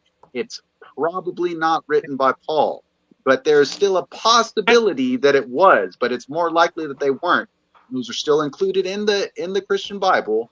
And then the last grouping of, they were, you know, okay, most certainly uh, not written by Paul, and those are not included in the Christian okay, Bible, but there were still sects all right. of Let's make it simple. Which Christianity books? that did kind of take those as if they were valid. Okay, well, this conversation went two different ways: the historical reliability of the New Testament, and then one of you guys made a claim that there's other possibilities. But if there was other possibilities, okay, I want to know what historical records do we have for that?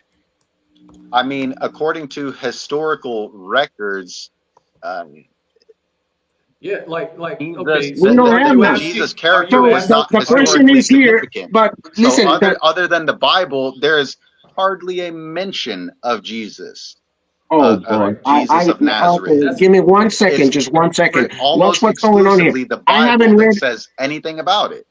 right.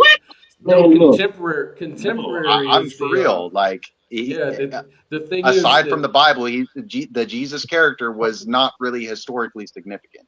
not at all, not at all. okay, And look, I haven't read it yet. I tell you what, who wants to debate the resurrection? that's what we're I'll doing challenge right That's now. anybody part of the here. topic of this We're show. doing that's the topic right now. No, but I want to do it in a prepared manner if you guys want to. But because listen, where there's not going to be no interruption, where if somebody makes the claim, I want that person. Maybe you guys have information that I don't know. But remember, we were first analyzing why would somebody die for a lie? Well, why would they die for a lie? We've explained that. That it's called Yeah, and it doesn't make cognitive sense because enhancement. that's not the case of the witnesses. That's not the case of the witnesses. The witnesses died for what they said. What were their names? Sure. Paul was beheaded. Peter was hanged upside down. The brother of the Lord was That's church tradition. That's not history. so show me why it's not history. Because it's church tradition. There's no corroborating No, evidence. I know you said that, but why is it not history? Because there's no corroborating evidence. Do you know what corroboration means? This is how history is done. If something is considered history, it is done so because there's corroborating testimony. There's corroborating, Evidence. eyewitnesses. Okay, well, evidence. That counts as so- evidence. So if somebody says that Peter died upside down on a cross, other than church history, that would be evidence. I'm not saying even if that was true, it wouldn't move the needle, but I'm just saying that's not evident. That's church history. All right. So again, why do you guys want to debate that? The reliability of the New Testament, or do you guys want to debate the resurrection? Which one do you guys want to Well, debate? they're all kind of tied together because, like, Well, the resurrection, let me ask you whether this. or not the Well, resurrection. if I was to ask you guys, I want to know about Jesus. Where would you guys send me? If I wanted to ask you guys, Can tell I me. say something? Can I say something? Yeah, but you see, you guys keep throwing all of this, and there's only assertions. I'm not getting no evidence contrary to what the New Testament shows. No, what I'm saying to you is this: you believe in the Bible, and you believe that that the Bible is the word of God, correct? Yes. Okay, so what we're saying is we're debating the resurrection of Jesus Christ, and really all we have is the Bible to corroborate that, because there is no other historical writings from other sources other than the Bible to corroborate it, which means to back it up. So we're saying the Bible itself can be placed into question at this point. It's theology. So this is the thing, like Joel No. Davis. Theology means the study of God. But here's my question: if I wanted to know today, in the year 2025, a happy new year, by the way, in this era, and I say, Scotty, I want to know about Christianity. What started Christianity? What are the earliest sources that this guy who claimed to be God, named Jesus Christ, and resurrected supposedly from the dead? Where do I go? Where would you send me? I sent you that video for one. That's a good start. That guy starts talking about the history of the church, of Christianity. That's a good start, which he's pointing to other scholars and other sources that you can look at. So that's a good start right there. But see, Joel, this is the point that we're really trying to make. We're not trying to provide proof of the contrary. Joel Davis says this guy doesn't understand that we don't have to have evidence for competing theories to explain early Christianity. It's enough that there are possible explanations more likely than the resurrection, which that's really the point, is that there's other explanations to cast doubt. So if you're a faithful person and you have actual faith for Christianity, that's fine. But if you want to convince an unbeliever like us that he was actually resurrected from the dead, you've got to come out with more than just the Bible itself, because the Bible is the claim. It would be circular. And not only that, like I was saying, the Bible is unquestionable. No. I have never seen that. I have never seen that. Is everything in the Bible true? What do you mean by true? Is everything in the Bible not a fraud, and it's actually true? Everything in the Bible, the New Testament. In the New Testament, that if it's a fraud, is every complete gospel, like is the Gospel of Mark completely true? Are you going to the last verses of the Gospel of Mark? I'm just asking you.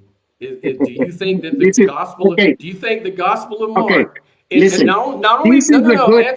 answer the question, because this is how Okay, Christians wait. never like to answer this question. I You will guys, answer as soon as I get prepared, and I'm going to ask you again. no. Wait. No, I'm not prepared to answer that question because there's so many. There's so Okay. many debates. There's so many debates of what is historical reliable and what was placed in it after. So don't ask me something that I'm not prepared on. That's why I said if you guys Okay. want to debate, All right. Well, let just me wait. show you what. If you guys want to it does. debate, well, okay, well, I got a lot of quotes here from the his from historical scholars too. So what are we to do? That's why I'm saying if you guys want, we can debate the reliability This is of the. not even But controversial. This is not but controversial. Look Ah, yes, at it the is media because there's assessment. a lot.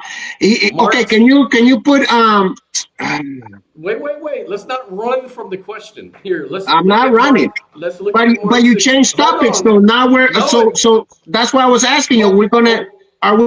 Hold on, Victor. Hold on. I had to mute you because I've got to get this question out. The reason why I'm bringing this up is because you're saying that I'm asking you a direct question. Is everything in the Bible true or not? Is the complete thing, is it absolutely true, or is some of it possibly a fraud? I'm asking you that because we know that Mark 16, the final chapter of the Gospel of Mark in the New Testament of the Christian Bible, refers to it as a sequel story of Jesus' death and burial. It was added. It's called the long ending. Even in your Bible, it'll tell you at the footnotes in the end will say that it was added. So if that can be an addition to the Bible, and we know that the letters of Paul, that most scholars aren't convinced that a lot of the letters of Paul were even real. So why would you trust a book that has obvious fraudulent, books in it and verses in it and stuff like that, additions? Why should we trust it at all, especially when it comes to fascinating claims like people get raised from the dead? Can you answer that? Okay, can you show me what's a fraud? You said fraud. In Yeah. addition, it's two totally different things. What is fraud about it? Fraudulent, meaning that it was passed as something that it's not, like the letters of Paul. It was said that Paul wrote Second Thessalonians, First Timothy, Second Timothy. Those Well, were let me not look up the written. definition. Something that is fraud. Define fraud. And you don't have to use the word fraud. We can use another word. It says Whatever here word is wrongful and criminal deception intended to for personal gain. So what was Yeah. fraud about? Okay, so what? That is your Now claim. I'm not saying it's mine. So what was okay, fraud hey, about? hey. Yeah, What I'm saying is it's fake. That's what I mean by fraud. I mean fake. perfect. inauthentic. It's not authentic. There you go. Okay, Not so authentic. how do you know that? Because of scholarship. Consensus of scholarship say that. Well, if I was to answer your questions like that, Scotty, that's why you wouldn't be satisfied, would you? I'm not saying what I don't understand the question. Go ahead. Look, if you were to ask me, why do I depend on the reliability of the gospels? I would say, well, because consensus scholars say that. Would you be Well, satisfied with what you're telling? That's exactly yes, that would be okay then. valid. That would be valid. And so what Okay, I'm telling can you you is look that at Daniel Wallace? Daniel Wallace and Bart Ehrman never argued the reliability of the New Testament. They never did. This is what they no, argue that's not with. true. This is That's what not true. the whole argument. I got all the books about Ehrman right here. His whole argument is that some of them doesn't have the author's name. But when you look at his debates, I can show you where he says one thing in his book, and then he says another in his videos, and then he'll say another thing on another debate. So, I mean, that's why I said if you guys want to Do you know what debate, consensus? I'm appealing not to one scholar. I'm appealing to consensus. Like I you said, keep saying that. Okay, but listen to what okay, I'm saying. Listen to what I'm saying. If you asked me a question. You said if consensus of scholars said all of the Bible was true, would you go along with that? I said yes. But Well, what I'm telling okay. you is that the consensus of scholars is that much of the Bible is not authentic, and that the resurrection is not history, it's theology. That's what the consensus of scholars say. So I'm not saying it's necessarily true, because no one was really there to see it happen with their own two eyes. And we don't have Okay. videos or nothing. But E.P. we have enough Sanders. valid reasons, is what I'm Okay. saying. I'm gonna shoot you this. E.P. Sanders, New Testament and Pauline scholar. That Jesus' followers and later Paul had resurrection experience is, in my judgment, a fact. What the reality was that gave rise to the experience, I do not know. Paul's tradition that 500 people saw Jesus at the same time has led some people to suggest that Jesus' followers suffer mass hysteria, but mass hysteria does not explain the other traditions. Finally, we know that after his death, his followers experienced what they describe as the resurrection, the appearance of a living but transformed person who had actually died. They believed this, they lived it, and they died for it. E.P. Sanders, New Testament scholar. Now, Bert Ludeman, okay, biblical historian, it may be taken as a historical certainty that Peter and the disciples had the experience after Jesus' death in which Jesus appeared to them as the risen Christ. You want me to keep going? I got a whole list over here too. And they're not, see, when you debate, that's why I was saying, I'm sorry, just let me get this through. Okay. Scotty, this is my question. What are we debating? The reliability or the resurrection? Is two huge, massive topics. No, they're connected. Vargas. That's Victor, perfect. Victor, That's fine, but Victor, they're two massive, huge topics. Hold on, Victor. How can you believe somebody that you know is under doubt? It's like if you know, it's like if I came to you and my child came to you and said, "Hey, I saw Santa Claus last night," and then you say, "Well, I don't trust your kid because he's just a little kid." And then I turn around and say, "Well, wait. Which one are we debating? Are we debating trusting my child or that Santa Claus really exists? Which one is it?" No, they're connected. The claim comes from the child, so you have to look at where the source is of the claim. That's the first step. That's part of it. That's part of the argumentation. It isn't just the claim itself. Because without going to the claim itself and understanding the trustworthiness of it, it's like the devil. The devil could make any claim to you if you believe in Satan, right? Let's say Satan came to you and said, "You know what, Victor? If you serve me, I'll give you every kingdom in the world." And then you go, "Well, I'm not going to do that because that's not true." Why? Well, because you're the devil. Well, which one is it? Are you going to argue that the reliability of the devil, or are we talking about the kingdoms coming true? Which one is it that you want to focus on? Because you can't do both. Like, no, they're connected. That's all I'm saying, is if you're going to talk about something out of the Bible, we have to look at the Bible's trustworthiness. Again, Is there corroborating evidence, for example? Again, yes, they are connected. But what do you guys want to debate first? The reliability or the resurrection? Because we're going back and forth, and you guys don't let me finish my point. What he's saying is the resurrection ultimately depends on the reliability of the Bible. It's that simple. So we can do reliability if that's how you're coming at it, Victor. I don't Okay, mind. Pincus Lapide, I accept the resurrection of Easter Sunday not as an invention of the community of the disciples, but as a historical event.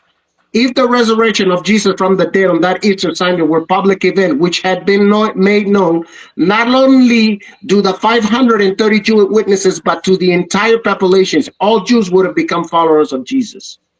Robert Funk, biblical scholar. The conviction that Jesus had risen from the dead had already taken root by the time Paul was converted, about 33 CE. On the assumption that Jesus died about 30 CE, the time of development was us 2 or 300 years, 2 or 3 years most. Who are you quoting? Robert Funk, Pincus Lapide. Who is he? You have these are biblical scholars. Okay. Look him up right now. I mean, you can put it on. What's his name? We got Robert Funk, 1926 to 2005. How do you spell his last name? Funk, F-U-N-K. Wait, A-T what? Robert Funk. Oh, F-U-N-K? Yeah. Okay. Yeah. What a fucked up Okay, name. well, see, you've already discredited yourself. Robert Funk is a Christian apologist. He runs Wait. the Jesus. Yes, Robert In a Funk court was. of law, Listen, your belief does not affect if you got a PhD on study. Wait, Victor, let's talk one at a time. This plants a doubt in my mind right here.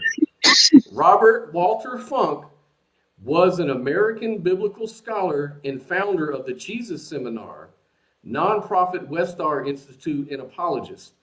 Funk sought to promote research and education on what he believed was called biblical literacy. So right there, I kind of doubt whether I can trust what he's saying. He's got an agenda. He's got a Christian agenda as an apologist and as someone who runs the Jesus Seminar. Can you give me another scholar? One that's less biased. Yeah, one that's somebody we can all agree on. Gerd Ludeman, I think. How do you spell that? G-E-R-D. Gerd. G-E-R-B. No, D is in dad. Okay, wait. D is in dad. Yeah, Gerd Ludeman. Gerd, G-E-R-D, right? Yeah. Luderman?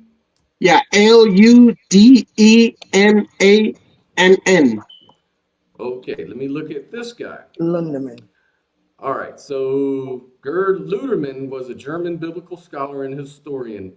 He taught first Jewish Christianity and Gnosticism at McMaster University, Canada.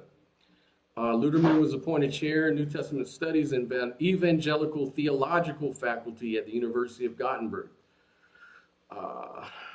So let me see. So he's got theological views. Luderman, it's in German, and what Jesus really said and did. He claimed that only about 5% of the sayings attributed to Jesus are genuine. So he's actually going against you here. And the historical evidence does not support the arguments for Christianity at all. No, I'm just reading you what it says this here. Is what I'm saying. Exactly. Even though Luderman explicitly rejected the mission of the school, which was the preparation of students seeking to become ministers at church, so he left. Luderman refused. Confederates. Yeah, he's doubting that the Bible and Christianity is true. So yeah, so what is that? But he said it. He said it may be taken as historical certain that Peter and the disciple had experienced after Jesus' death, in which appeared to them as a risen Christ. So you guys want to post? Wait. What did he say? What did he say? He said this. You're talking so fast that we can't. Yeah, but I want you to notice for the last 20 minutes I haven't been able to finish my points. It's been an hour and we're going back and forth to reliability and resurrection. But let me give you this last one. It may be taken as a historical certain that Peter and the disciples had experiences after Jesus' death in which Jesus appeared to them as the risen Christ. Gerd Ludeman, 1946 to 2021, he died, biblical historian. Okay, so I'm looking that up right now. Okay, so here, and I can share this screen with you. It says right here in his book, and he said this at the Jesus Seminar, and he proposed that the appearance of Jesus after his crucifixions were hallucinations caused by grief or guilt. Luderman's hypothesis is that part of the vision theory, which questions whether Jesus was physically resurrected. Luderman theory suggests that the early traditions of group appearances were originally collective hallucinations.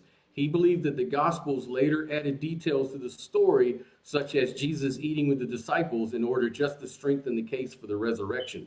So he's not really backing you up there.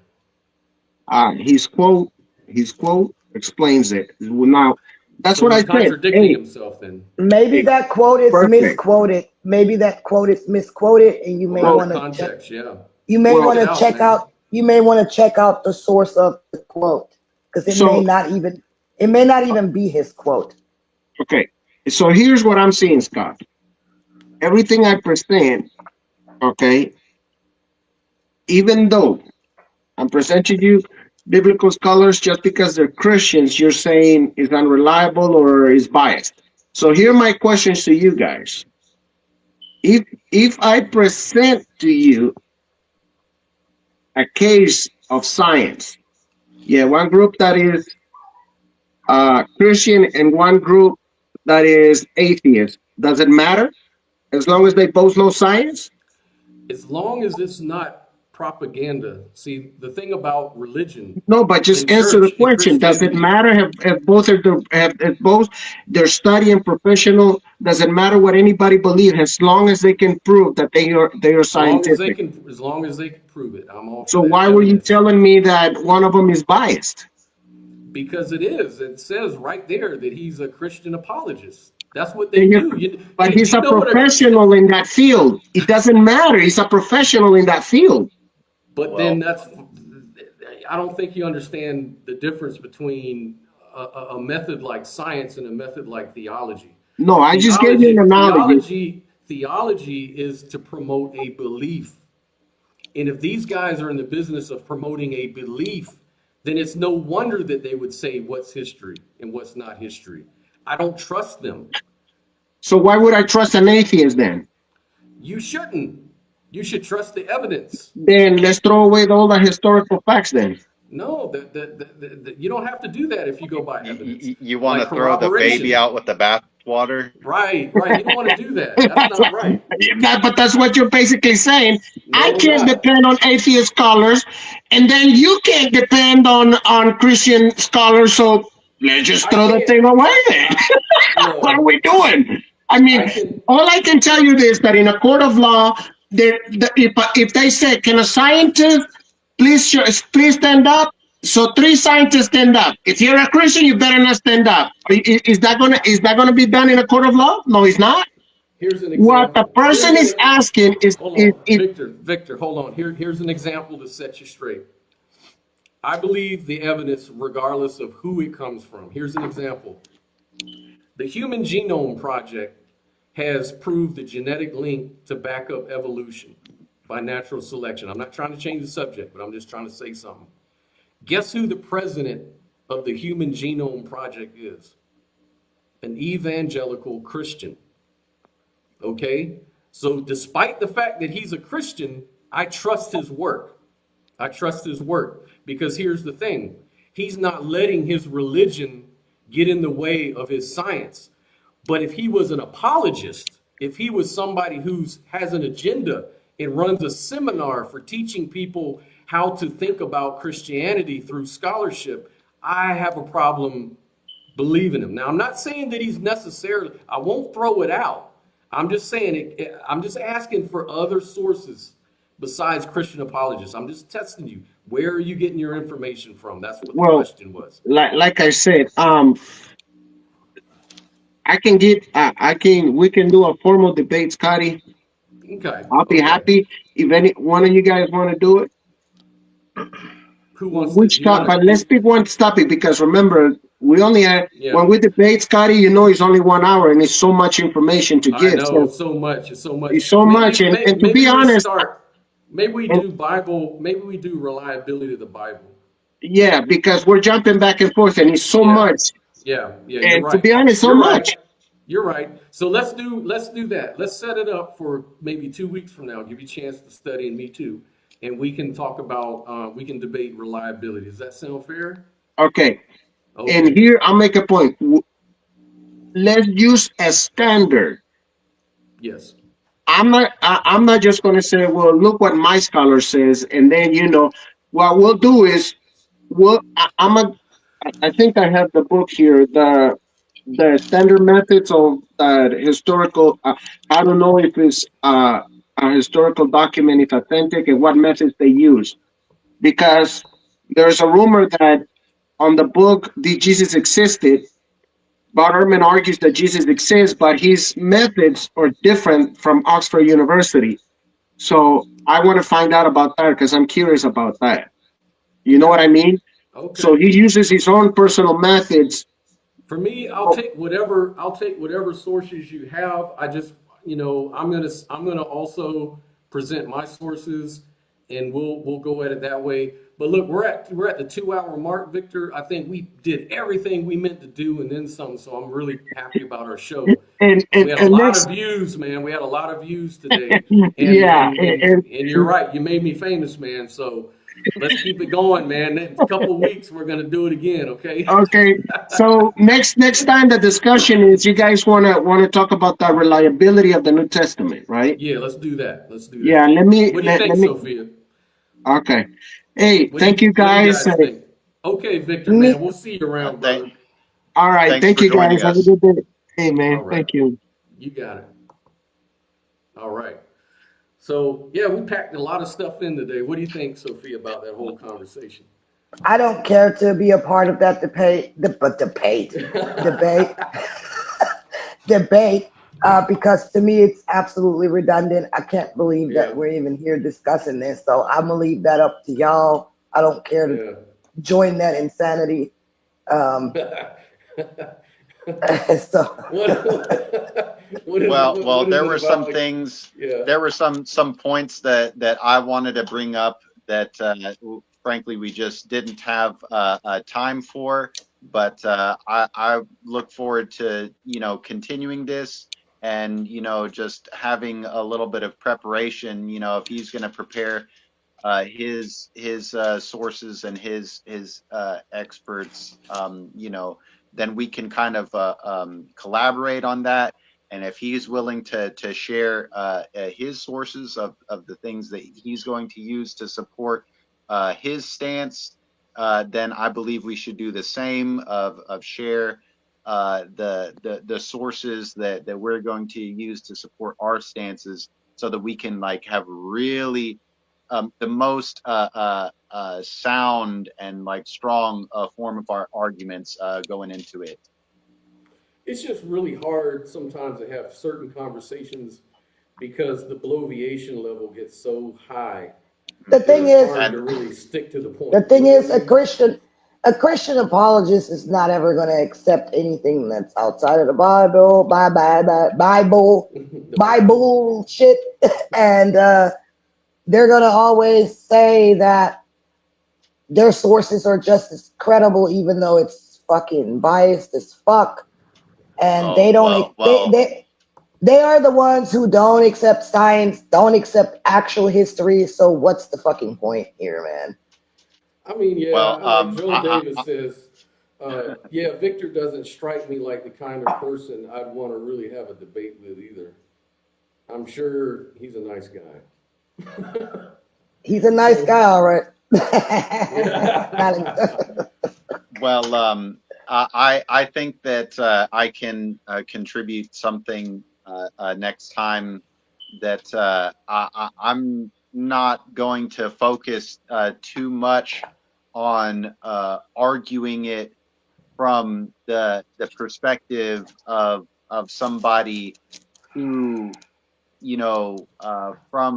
from the get go doesn't believe. I will pull out you know my strategy of just being a devil's advocate. Okay, like this is what you say. I'm gonna humor you, but based on your own sources, the things that you are using to corroborate your claims, I'm gonna explore it from that angle. So, Yeah, yeah, um, yeah, yeah. I'm really happy with this show. I'm glad to be on it, and I look forward to picking up next time.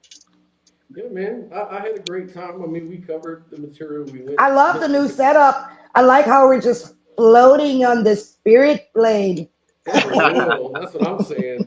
We're going to consistently have this available to make the visuals look a lot better. We're growing as a channel. So again, if you like what we're doing, like and subscribe. What I'd like to do in future shows, instead of just always banging it out with Christians and people like that, I'd like to really talk about other spiritual ideas, like and philosophical ideas, like idealism versus materialism, or non-dualism versus dualism, and things like that, and not even necessarily in that setting of contention, but just to kind of talk about it and express these ideas, because I think they're just as interesting, and they kind of give everybody a different alternative to doubting and going through this same religious story that never changes, and it's always the same argument. It's like, can we get to a point where even Christians or even atheists and religious people, we can all kind of find a commonality, like a perennialism. That's another one where all religions are sort of have certain commonalities, stuff that brings us together, rather than separates us. You know what I mean? Like, I'd really like to talk about stuff like that. All right. Well, I reckon we should pretty much start wrapping it up, and we could have our little discussion backstage about planning for where we're going to go. And I want to give a shout out to Joel Davis. I really enjoyed his commentary throughout the show, and I hope to see Joel Davis next time. And also thanks to everyone else who chimed in, but I'm being biased. Yeah, we had some others, Lucifer, Ligma. I didn't get a chance to check out everybody's comments, but I'm going to be reviewing them. I was looking at it. I just couldn't tell if they're referring to us, what we're saying, or because they're going back in chat about creation and about history and slavery, and they're just going back and forth in the live chat. So I'm not sure if they're right. really And I try to participate, or at least like skim it, like review it as much as I can. But I'm gonna be reviewing this show after the fact, and check out all those comments and see which people were contributing the most to the conversation that we're having. Joel won the chat. Thanks, everybody. That's right. All right, guys, we're going over the 2-hour mark. We try to keep it well under 2 hours. Okay, guys, we'll see y'all next week. Like and subscribe. We're trying to grow the channel, and I promise we're going to start expanding into a whole lot of other topics. So just stick with us, okay? And at any rate, man, we will see you guys on the rebound. Thanks for tuning in. Yes, peace.